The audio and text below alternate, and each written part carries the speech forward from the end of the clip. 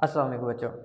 आज हमारा lecture number 14 और unit number 8 thermal properties of matter के ऊपर है।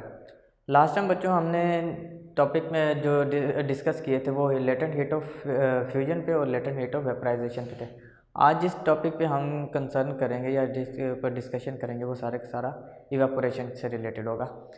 तो बच्चों ये सारा का सारा सिलेबस जो हम कवर कर रहे हैं ये according to your smart syllabus है, तो इसे कोई भी आपको कंसर्न हो आप लोग डिस्कस कर सकते हैं इजीली। तो स्टार्ट करते हैं आज का टॉपिक इवेपोरेशन से।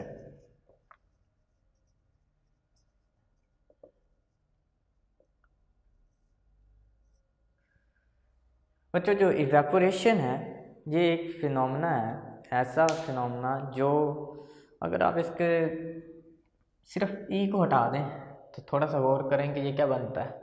ये वेपोरेशन बनता है। वेपोरेशन जो हम पीछे पढ़ के भी आए हैं, वेपोराइजेशन या वेपर्स का बनना। तो ये ऐसा प्रोसेस होगा जो अपने नाम से ज़ाहिर है कि इसमें कहीं ना कहीं बुखारात बन रहे होंगे, कोई ना कोई लिक्विड कन्वर्ट हो रहा होगा स्टेट ऑफ गैस में या स्टीम की शक्ल में। स्टीम तो खैर नहीं कह सकते क्योंकि वो बॉइलिंग स्टेज है, लेकिन ये है कि वेपर स्टेट में कन्वर्ट हो रही होगी। कोई ना कोई लिक्विड जो होगा वो कन्वर्ट हो रहा होगा, कॉन्टीन्यूसली कन्वर्ट हो रहा होगा किसमें, वेपर्स में या गैसियस स्टेट में। तो इवेपोरेशन का बारे में कुछ जो इम्पोर्टेंट चीज़ें हैं वो ये है कि ये ऑल टेम्परेचर पे रहती है। सबसे इम्पोर्टेंट पॉइंट जो इसका ये है कि ये ऑल टेम्परेचर पे, अगर टेम्परेचर 0 डिग्री सेल्सियस भी है तो भी लिक्विड की सरफेस के ऊपर कुछ ऐसे मॉलिक्यूल्स ज़रूर होंगे जिनकी काइनेटिक एनर्जी बाकी मॉलिक्यूल्स के निस्बत ज़्यादा होगी और वो लिक्विड की सरफेस को छोड़ के सराउंडिंग में जा रहे होंगे। और इसी तरह अगर आप इसको हाई टेम्परेचर पे देखें 10 डिग्री सेल्सियस, 20, 50, 60, 70, 100, इससे अबव जिस भी टेम्परेचर पे आप देखें तो काइनेटिक एनर्जी के साथ रिलेटेड है इवेपोरेशन के। ऐसे मॉलिक्यूल्स जो लिक्विड की सरफेस के ऊपर मौजूद हैं और उनकी काइनेटिक एनर्जी बाकी मॉलिक्यूल्स की निस्बत से ज़्यादा है। अब इस काइनेटिक एनर्जी के ज़्यादा होने की वजह से होता क्या है, सबसे पहली बात जो होती है उनकी थर्मल एनर्जी बढ़ जाती है, थर्मल वाइब्रेशंस बढ़ती हैं और थर्मल एनर्जी की वजह से थर्मल वाइब्रेशंस बढ़ती हैं और थर्मल वाइब्रेशंस के बढ़ने से बॉन्ड्स लूज़ होना शुरू हो जाते हैं, इंटरमॉलिक्यूलर फोर्सेस वीक होना शुरू हो जाती हैं, जिसकी वजह से जो हाई काइनेटिक एनर्जी मॉलिक्यूल हैं वो बॉन्डिंग तोड़कर लिक्विड के सरफेस के जो एटम्स या मॉलिक्यूल्स मौजूद हैं उनसे बॉन्डिंग तोड़कर सराउंडिंग में चले जाते हैं और इस प्रोसेस को वेपराइजेशन कहते हैं। और इवेपोरेशन इस ओवरऑल फिनोमेना को हम कहेंगे कि लिक्विड की सरफेस के ऊपर से हाई काइनेटिक एनर्जी मॉलिक्यूल्स का लिक्विड की सरफेस को छोड़कर सराउंडिंग में चले जाने का प्रोसेस क्या कहलाता है, इवेपोरेशन कहलाता है। और ये इसके लिए कोई टाइम टेम्परेचर बाउंड नहीं है, ये ऑल टेम्परेचर्स पे होता रहता है। 0 डिग्री सेल्सियस पे भी होता है, बिलो 0 डिग्री सेल्सियस पे भी होता है, पर एक खास लिमिट तक होता है। उसके बाद हाई टेम्परेचर पे तो ये होता ही रहेगा। तो अगर हम इसको डिफ़ाइन करना चाहें, इसकी कोई स्पेसिफिक डेफिनेशन बनाना चाहें तो हम इसको कैसे डिफ़ाइन कर सकते हैं, द स्पॉन्टेनियस, क्योंकि ये कॉन्टीन्यूस है तो हम इसके लिए स्पॉन्टेनियस का लफ्ज़ यूज़ कर लेंगे। तो the spontaneous change, the spontaneous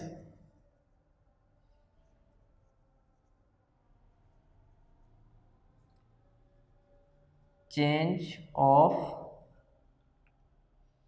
liquid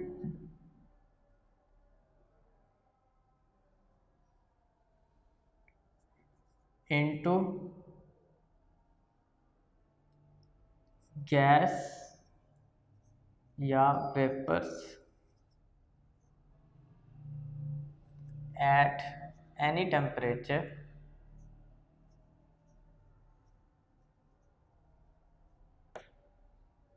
is known as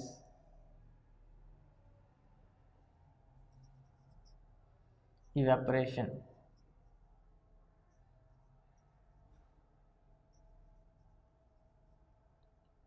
ये तो बच्चों हो गई इसकी डेफिनेशन। आगे अगर इसकी एक्सप्लेनेशन करें तो इसकी एक्सप्लेनेशन में जो 2 पॉइंट आप लोगों ने डिस्कस करने हैं, सबसे पहला एट एनी टेम्परेचर, जो आपने ज़हन में रखना है। एक कॉन्टिन्यूस और तीसरा पॉइंट जो ज़हन में रखना है वो ना high kinetic energy molecules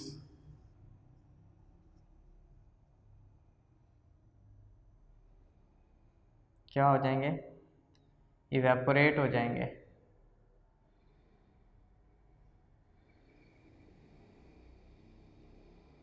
from the surface of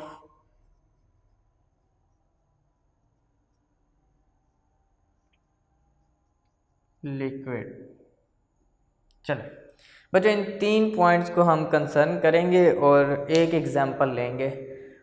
अगर एक खुला तालाब है या नहर के किनारे अगर आप बैठे हैं तो आप पानी का एक बहुत बड़ा रिजर्वायर है, सोर्स है, रिज़र्व है, तो उस पानी के एक बड़े सारे सरफेस के ऊपर क्या हो रहा होता है। अगर आप रूम टेम्परेचर की बात कर लें या नॉर्मल टेम्परेचर, स्टैंडर्ड टेम्परेचर की बात कर लें, जो नॉर्मल टेम्परेचर होता है, तो at any temperature continuous environment का टेम्परेचर अप एंड डाउन हो रहा होता है। कभी सुबह जब फजर से शुरुआत होती है, सूरज निकलता है तो टेम्परेचर और होता है, सूरज जब अपनी पीक पे होता है तो टेम्परेचर और होता है, फिर जब सूरज गुरूब होना चाहता है तो फिर टेम्परेचर और होता है। तो इस पूरे ग्रेजुएशन के दरमियान, सूरज के रोटेशन के दरमियान टेम्परेचर हर लम्हा बदल रहा होता है। तो एट एनी टेम्परेचर, ये तो हमने डिस्कस कर लिया कि सराउंडिंग, अगर यहाँ पे एक तालाब है, फॉर एग्जांपल एक तालाब है और हम उसको ऑब्ज़र्व कर रहे हैं, तो तालाब अगर यहाँ पे मौजूद है तो वो सूरज की सारी कंडीशन को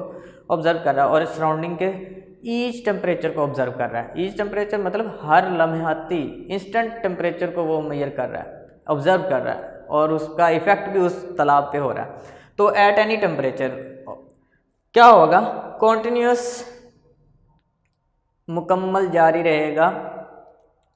क्या जारी रहेगा, high kinetic energy molecule evaporates.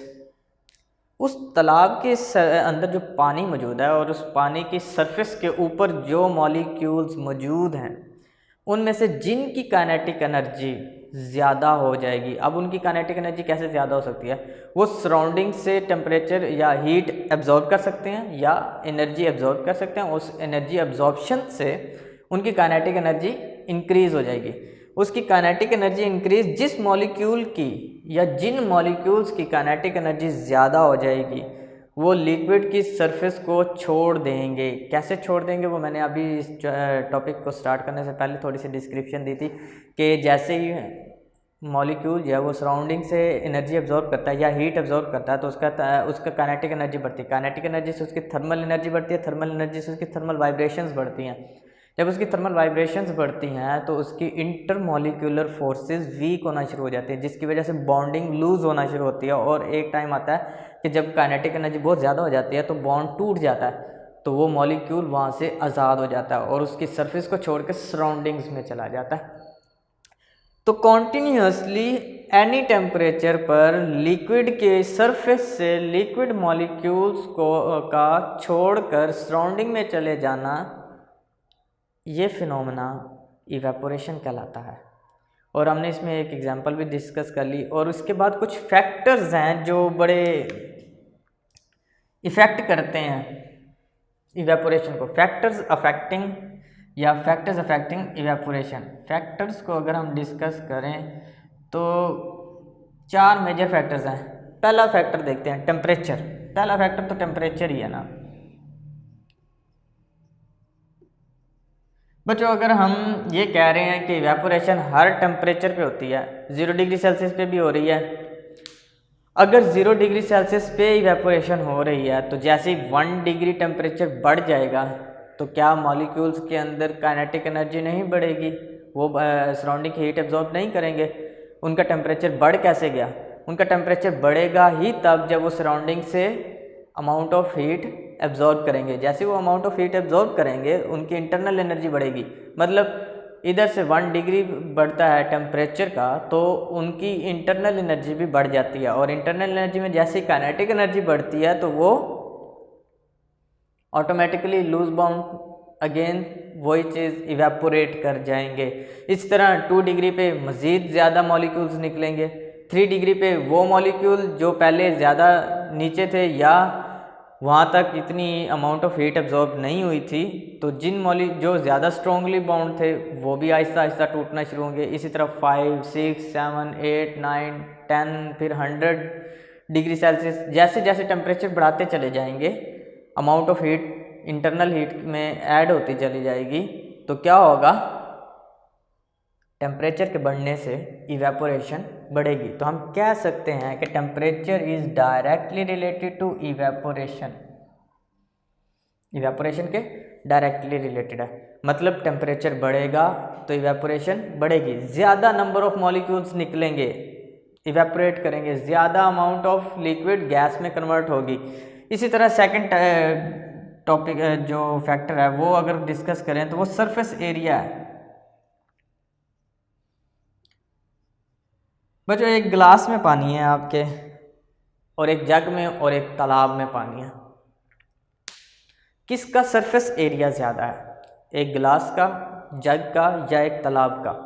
अगर आप एक तालाब को देखें तो उसका एक बहुत बड़ा फेस होता है, बहुत बड़ी सरफेस होती है जिसके ऊपर ज़्यादा लिक्विड आता है। ज़्यादा लिक्विड ऊपर आता है तो ज़्यादा नंबर ऑफ मॉलिक्यूल्स जो हैं वो सराउंडिंग से इंटरेक्ट होते हैं, और ज़्यादा सराउंडिंग से इंटरेक्ट होते हैं मतलब ज़्यादा सराउंडिंग से अमाउंट ऑफ हीट एब्जॉर्ब करते हैं।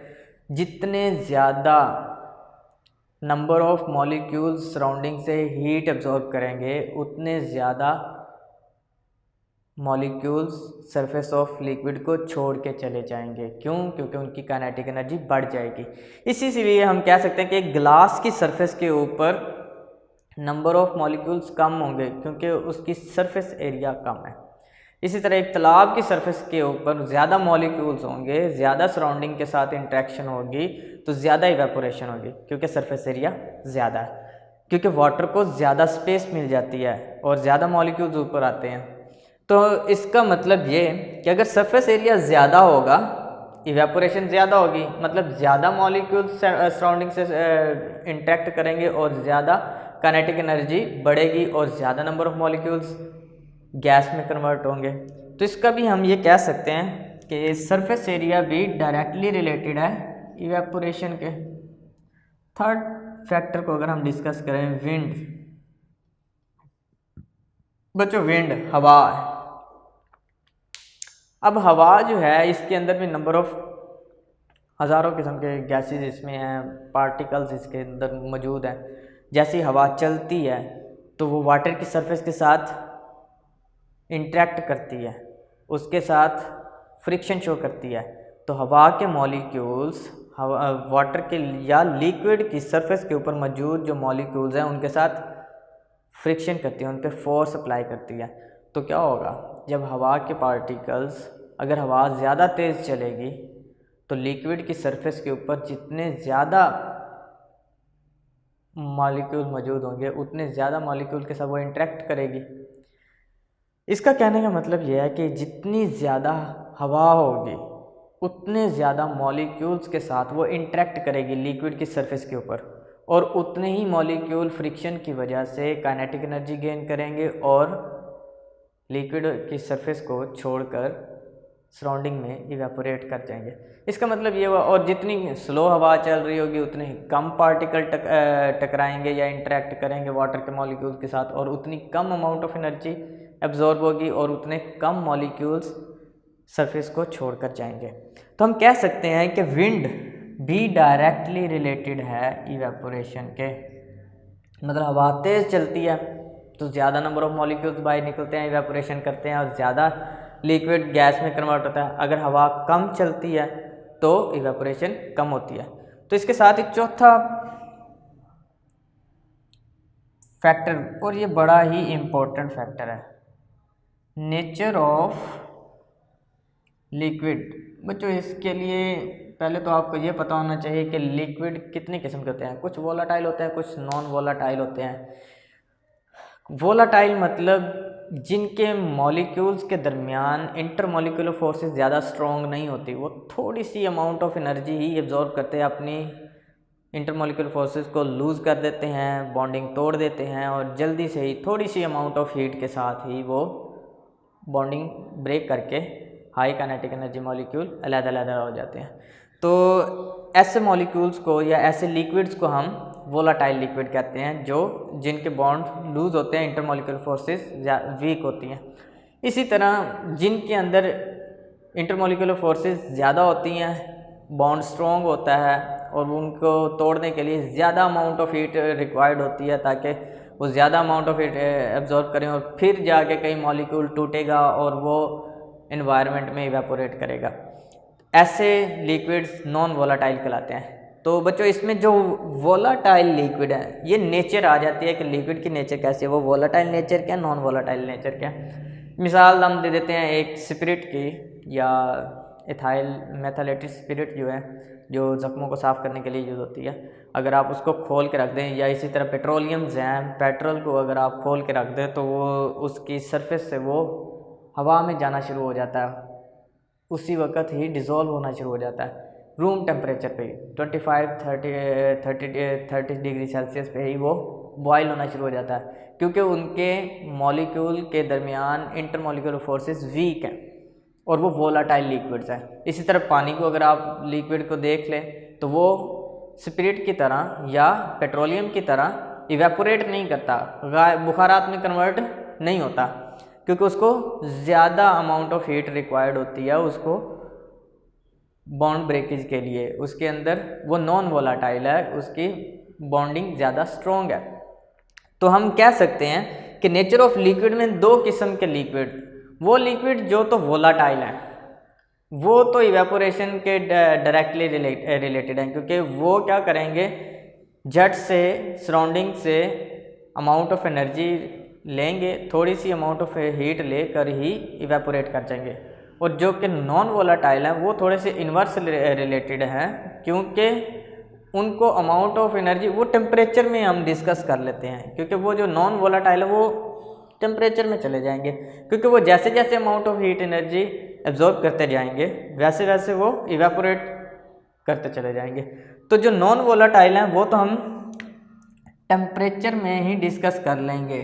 नॉन वोलाटाइल को मैं इधर लिखने लगा हूँ ताकि आपको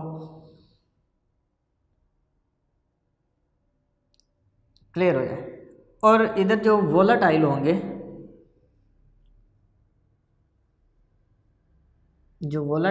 वो डायरेक्टली रिलेटेड होंगे इवेपोरेशन के।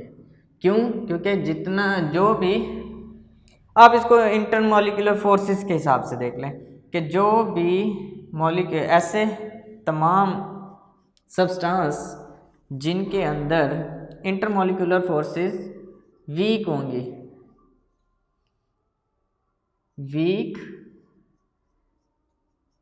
Inter molecular forces,